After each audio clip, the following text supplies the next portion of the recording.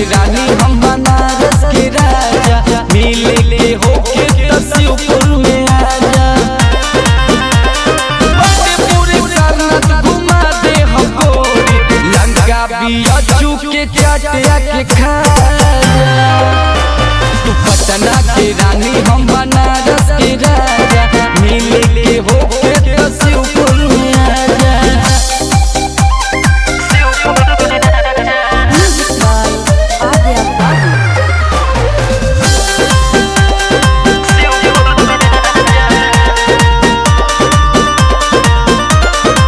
कचौड़ी गली से जौनी तू सटा हो, जानू हो बाबतपुर में आगे तू सटा हो, हवा बहुत मजा आई।